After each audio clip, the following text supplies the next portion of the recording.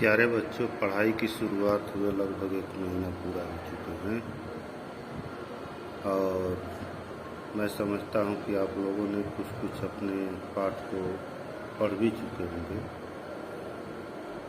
मैं सोचता हूँ कि आप लोगों को आसान शब्दों में गणित की प्रश्नावली को हल करके बताएं ताकि आप लोगों को भविष्य में गणित से होने वाली परेशानियाँ कम हों और आप आसानी से गणित को समझ सकें। आइए हम चलते हैं, आज कक्षा 9 के गणित को लेकर के चलते हैं। प्रश्नावली 1.1 है, जिसमें पहला सवाल है, क्या शून्य एक परिमेय संख्या है? क्या इसे P/Q के रूप में लिखा जा सकता है?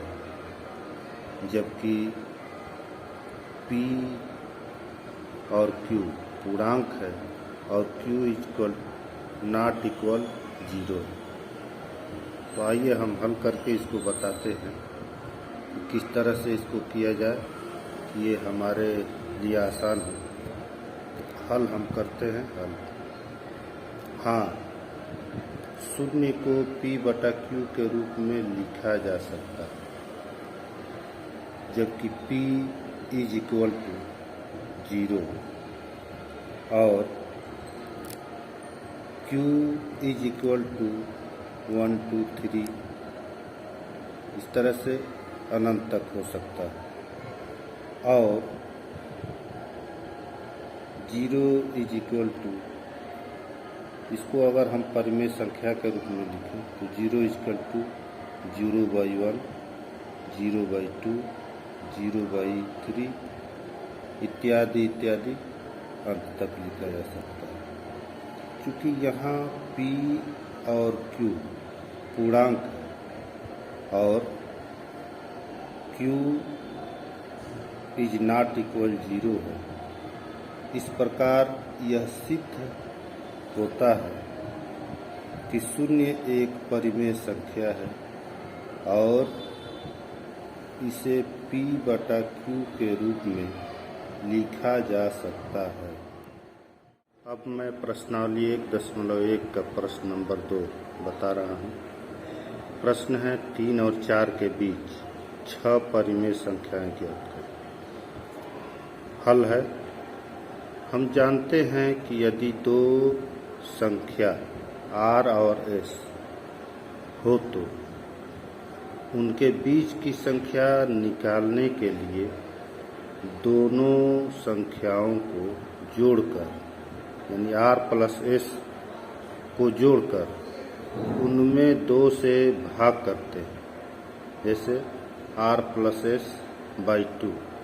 लेकिन बीच की संख्या यदि 1 से अधिक मालूम करनी है तो जितनी संख्या प्रश्न में पूछेगा उसमें 1 जोड़ देंगे। जैसे प्रश्न में 6 परिमेय संख्याएं पूछा है तो 6 में 1 जोड़ देंगे। तो जैसा कि प्रश्न में 3 और 4 परिमेय संख्याओं के बीच 6 परिमेय संख्याएं बताना है, तो हम 6 प्लस 1 7 कर देंगे और उस संख्या को परिमेय रूप में लिख लेंगे। जैसे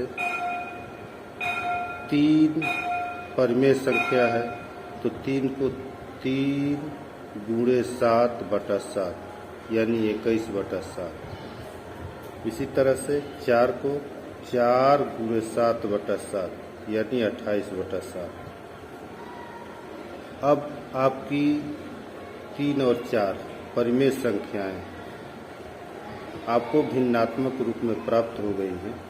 अब आसानी से हम इनके बीच की संख्याओं को भी ज्ञात कर लेंगे। जैसे 3 और 4 के बीच परिमेय संख्याएं लिख लेंगे इस तरह से, जैसे 21/7, ये आपका पूर्व है 3 का ही परिवर्तित रूप है, भिन्नात्मक रूप। 22/7, 23/7, 24/7, 25/7, 26/7, 27/7 और ये 28/7 जो आपका 4 परिमेय संख्या का भिन्नात्मक रूप है। इस तरह से हम 3 और 4 के बीच की परिमेय संख्याएं लिख लेते हैं।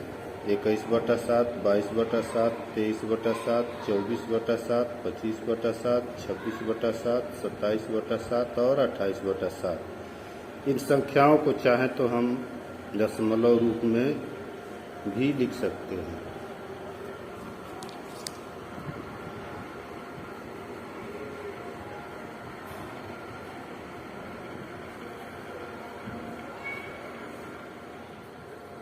अब चलते हैं अगले प्रश्न नंबर 3 की तरफ।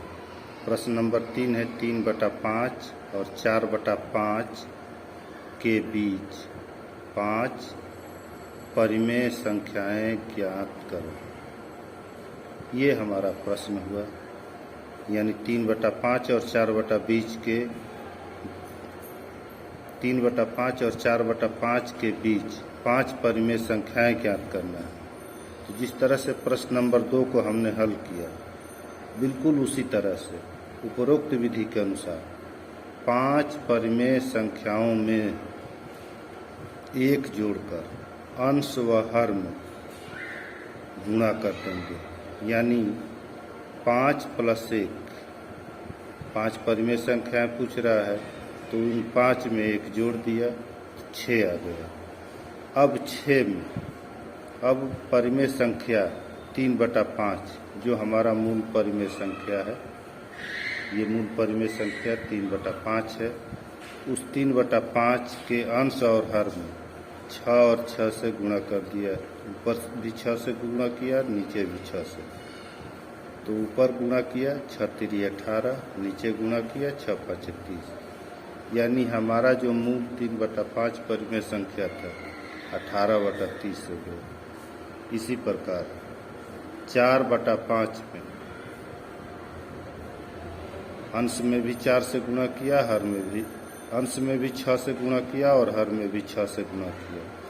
तो ये हो गया हमारा 24/30।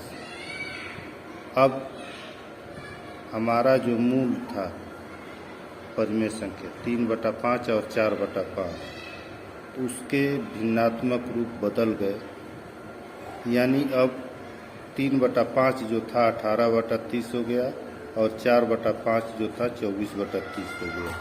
अब इनके बीच की परिमेय संख्याओं को हम आसानी से लिख लेंगे। कैसे? 18/30 ये हमारा मूल परिमेय संख्या है, और उसके बाद 19/30, 20/30, 21/30, 22/30, 23/30 और 24/30। 24/30 जो हमारी मूल परिमेय संख्या है।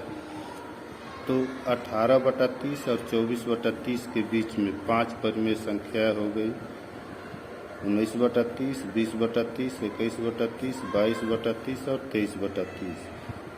अब हम इनको अगर दशमलव के रूप में भी लिखना चाहें तो हम इस प्रकार लिख सकते हैं दशमलव रूप में। ये 0.6 ये हमारा मूल परिमेय संख्या है। 0.63, 0.67, 0.7, 0.73, 0.77 और 0.8 ये हमारा मूल परिमेय संख्या है। इस प्रकार ये प्रश्न नंबर 3 भी हल हुआ। प्रश्नावली 1.1 का क्वेश्चन नंबर 4 प्रश्न है, क्या निम्नलिखित कथन सत्य हैं? कारण सहित उत्तर दो। नंबर 1, प्रत्येक प्राकृत संख्या एक पूर्ण संख्या होती है। प्रश्न नंबर 2, प्रत्येक पूर्णांक संख्या एक पूर्ण संख्या होती है। प्रश्न नंबर 3, प्रत्येक परिमेय संख्या एक पूर्ण संख्या होती है। तो हम हल करते हैं। प्रश्न नंबर 1 का प्रत्येक प्राकृत संख्या एक पूर्ण संख्या होती है, इसको हल करते हैं। तो हाँ, ये सत्य है। प्रत्येक प्राकृत संख्या एक पूर्ण संख्या होती है। दूसरा प्रश्न है, प्रत्येक पूर्णांक संख्या एक पूर्ण संख्या होती है। तो ये कथन असत्य है, क्योंकि प्रत्येक पूर्णांक संख्या पूर्ण संख्या नहीं होती है। कुछ ऐसी संख्याएं जो ऋणात्मक संख्या भी होती हैं, तो ऋणात्मक संख्याएं कभी पूर्ण संख्याएं नहीं होती। तो ये दूसरा भी हुआ। तीसरा है, प्रत्येक परिमेय संख्या एक पूर्ण संख्या होती है। तो ये भी असत्य है, क्योंकि प्रत्येक परिमेय संख्याएं, क्योंकि भिन्नात्मक संख्याएं जैसे 3/5 हुआ, 5/8 हुआ, या इसी तरह से अन्य भिन्नात्मक संख्या जो पूर्ण संख्या नहीं होती हैं, तो इस तरह से ये प्रत्येक परिमेय संख्याएं भी पूर्ण संख्या नहीं होती हैं। ये कथन असत्य है।